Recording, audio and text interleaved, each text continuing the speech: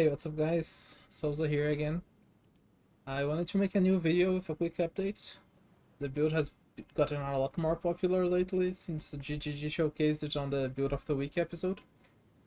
And a lot of people have begun to play it, and I've gotten a lot of questions, so I wanted to make a video with the latest updates with a few ideas I got from people who started playing it, and answering the most common questions I've been getting. So first of all, the first thing I want to show is that I didn't use in the last video is this gem right here, controlled metamorphosis with a large ring, and this is lot right here. You get 3 good notables out of it. I think it's worth it, mainly because you get 2 movement speed notables. One is Kite Runner, where you get 3% movement speed and 15% damage, which is pretty good. And then Spaghettification, where you get 3% movement speed and 13 all attributes, which is really good because we struggle with attributes quite a bit, and this helps. And then the third one is Chakra of Thought, which is 15% attack speed when not on low mana. We don't use mana, so we always have 15% attack speed, which is crazy good for one notable. So I think this gem is worth it. You should get one with proper resistances. I don't have one, I just got any one I had here because I haven't really been playing, but I wanted to show this gem. I think it's pretty good and you should use it. The second thing I want to show, there's this gem right here with it, which is a Heroic Tragedy, the Vorana version. It has to have the Vorana line here. You can use it, and you get this notable, which is Black Scythe Training. So instead of getting life from strength, you get energy shield. Since we don't use life for anything, but we have to have a bunch of strength to use Berserk and the crossbow, it's a decent duo because it turns something you don't use into something useful. It's like, to me, in this setup, it would be like 700, 800 energy shield. Personally, I haven't been using it because I value the movement speed and the attack speed better for smoothness. But if you want to be tankier, this is a decent option. You can run it.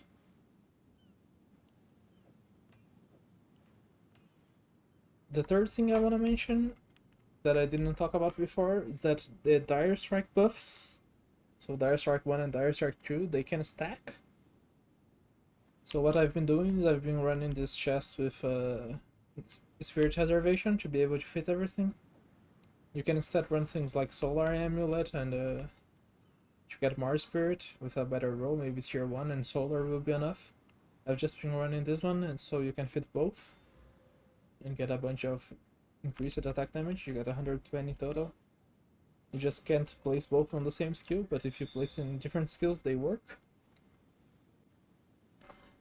And then there's the main thing that changed, I think, from the time when I posted the first video, which is these gloves. When I posted a video, they were 5 divines, like 10 divines at most. After I posted a video, a few days went by and they went up to like 40, 50 divines, and they stayed there for like a week. And then GGG showcased the build, and now this is the state of the gloves. It's not a mirror because it's just the value is a bit wrong here, but it's like 170 divines, 180. Which is quite insane. I do not think it's worth paying for this. So instead I wanted to show you an alternative tech you can use for rage, which in the end will do more damage than if you had these gloves. It's just a little bit more annoying, it requires a few more inputs, and it's less quality of life, but it's more damage. So the reason the gloves are good is because they have two interesting lines, right? One is regenerate rage, so it serves as rage generation. It's gonna fuel your rage for you, right? And the second one is no loss of rage, right? So the rage never drops. It fills up and it stays up for the entire map. We are combining 2 things to simulate the gloves. Both are linked to the flask right here. So the flask reads no inherent loss of rage during effect. So that's one of the lines of the gloves that is solved. As long as you can keep pressing the flask, you can keep your rage up after it's up already, right? It has like 7 presses. During a map, you will be able to keep rage up the entire time, no problem. And during a boss, the skill is strong enough that you will kill a boss in the 7.5 seconds that a flask lasts without any issue. However, this only solves the second part, right? The part where the rage doesn't drop. You still have to get the rage somehow. And to get the rage, what we are using is this notable right here on the tree called Blood of Rage, which says gain 8 rage when you use a life flask. Since we are always missing life, we can always press the flask, just like we did with Olroth back then.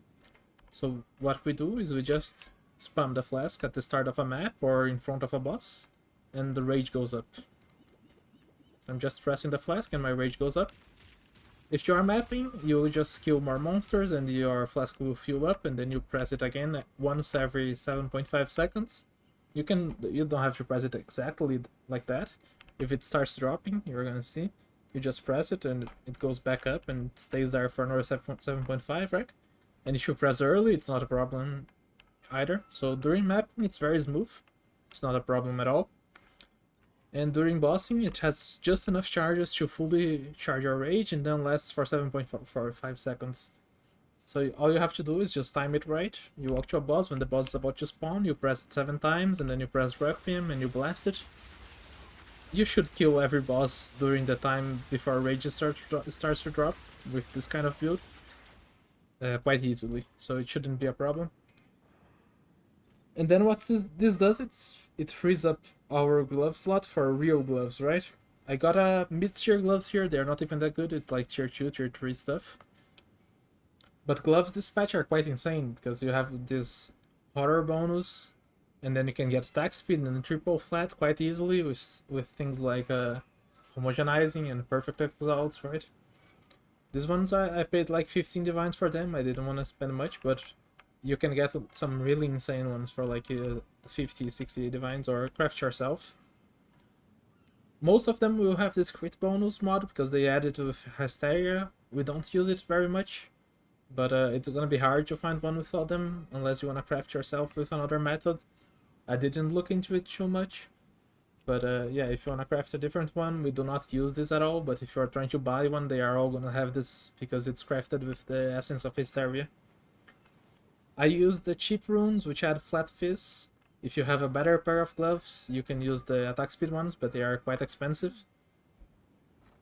The serious...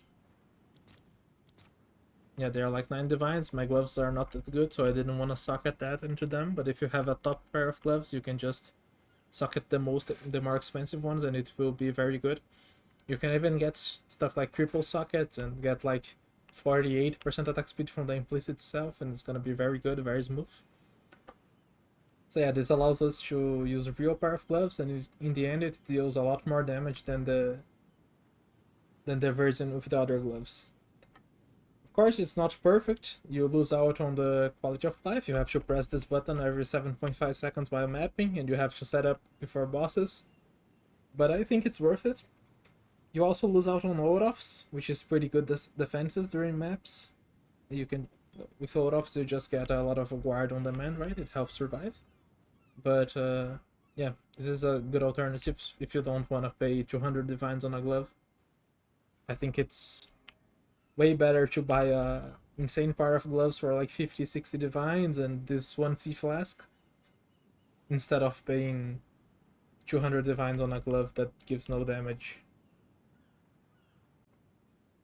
This version also has a few other downsides. Mainly, you have to get this notable somehow, right? The easiest way to get it would be to path to it, but these 2 nodes are useless, or these are also useless, so it's kinda wasted. Instead, what I've been doing is getting it through Megalomaniac. You can also just anoint it, but a Subterfuge Mask is a lot of evasion, I wouldn't want to lose it. But you can mix and match, right? You can get Subterfuge Mask on a Megalo and Blood of Rage on the Anoint, or vice versa. Or you can get it on a chest with the Essence of the Legion that gives notables to chest. Maybe you can snipe a chest with one of the notables. Or another option is you can, let me refund this real quick. You can also, instead of using this control that I showed earlier, you can just place it here and then you can reach it.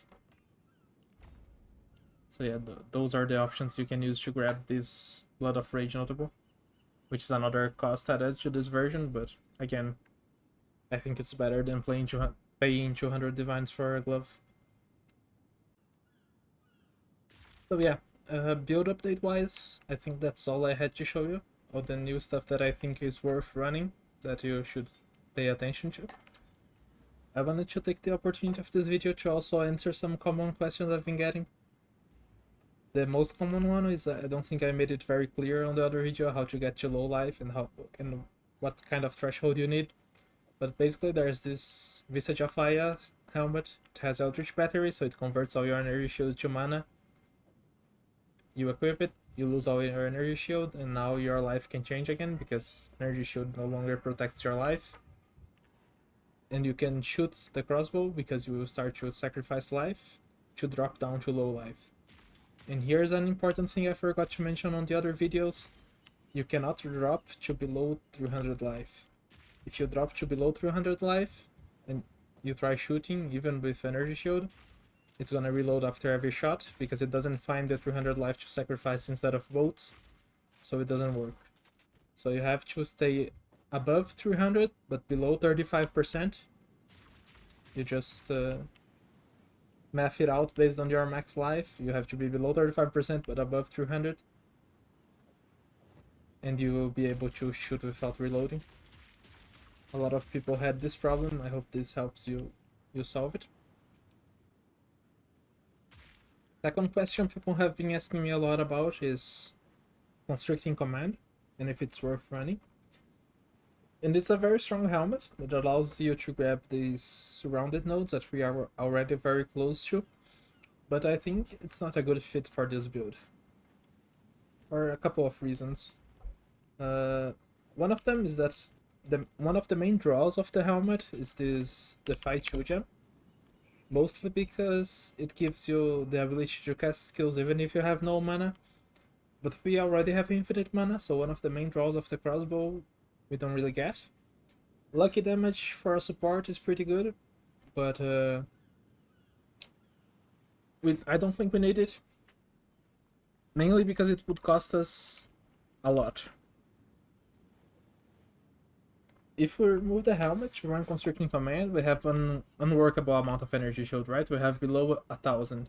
So we would have to replace these with energy shield and evasion chest to be able to have a decent amount of energy shield while running Constricting command. And that means we lose 20% reduced movement speed penalty, right? For me, it's not worth it. I can definitely notice 20% reduced. Like, look at this speed compared to just holding down the button and going, right? I think this is way better.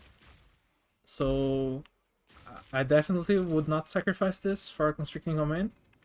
Mainly because since we do not use the infinite mana part, the main thing we are getting is a bunch of increased attack damage and movement speed. The movement speed is the only reason I would consider it, but the increased attack damage definitely not, because we deal more than enough attack damage. We already have a bunch of nodes like these, which grant a lot of attack damage, but I'm not clicking because I don't have enough points, because I want to click all the movement speed in the tree. So yeah, I just don't think it's worth it. On top of all that, you also lose a lot of evasion, because Subterfuge Mask won't work, and you will drop the full evasion chest for evasion yes chest. You're gonna drop down to like 40% evasion, maybe even less. So overall, I think it's not worth all the trouble to get a little bit of increased attack damage percent and 10% movement speed. With all the changes I made and with this control right here, we are already sitting at 110% hideout movement speed. As soon as we kill the first monster in a map, it goes like to 130, 140. Then you get headhunter buffs and you'll be at like 200 eventually. So like, the movement speed is the only thing that makes me want to run it, kind of, but it's definitely not worth it. You sacrifice way too much for not enough gain, in my opinion. Another question I get a lot is how to level, how to get to this point. Personally, I started Lich on AD Contagion, so I've been playing this character since day one. if you want a fresh start, I definitely recommend you play ED Contagion. It's very smooth. It's one of the best campaigns in the game. It's one of the best early mappings in the game. You can easily farm a crossbow on ED Contagion, and then as soon as you buy the crossbow and nothing else, you can swap to this. Or you can just farm up the entire budget version I have on ED Contagion. It would be quite easy. ED Contagion works on basically nothing.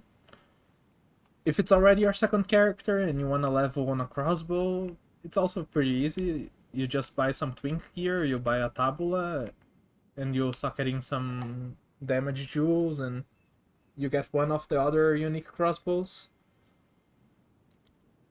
Like this one, for example, there's 2 unique crossbows that equip at level 1, so you can equip them, they do a lot of damage, you put on a tabula, you put on the basic twink stuff, and you can blast through campaign really quickly. If enough people are interested, maybe I can make a twink leveling guide or something, or a video where I level through campaign on twink gear. Let me know if you are interested in seeing that, maybe. But yeah, if it's your first character, definitely the Contagion. If it's your second character and you have like 1 or 2 divines to back up some twink gear, you can do whatever you want. And then the last question I want to cover, for some reason people ask this a lot, is how am I buffeting over the ground? And it's this body armor skin called Archon of the Atlas. I got this on the PoE1 Kirak Pass. I think there's another MTX that allows flying, but if I'm not wrong, it's from the $480 starter pack from the 0.1 release. I'm not sure which one is that. Maybe someone in the comments can point it out, but the one I use is this one. It comes from the season pass of 3.26 on PoE1. Oh yeah, another thing I wasn't sure about on the previous videos that I know now is about Requiem getting cancelled.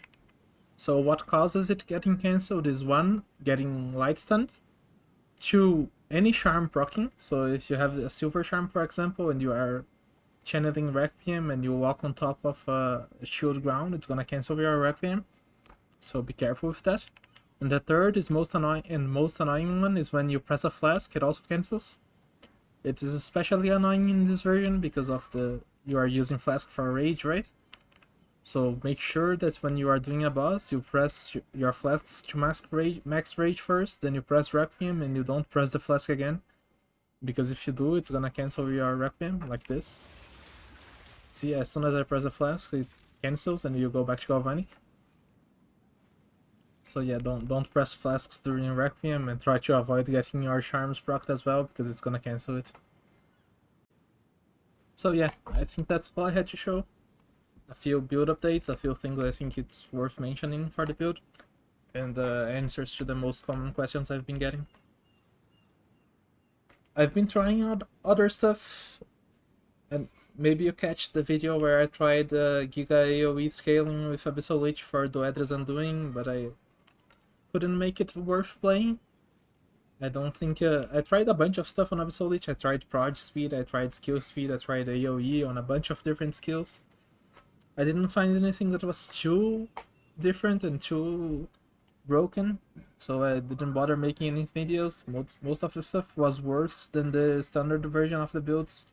So like I made some proj speed spark stuff, but it wasn't better than normal spark.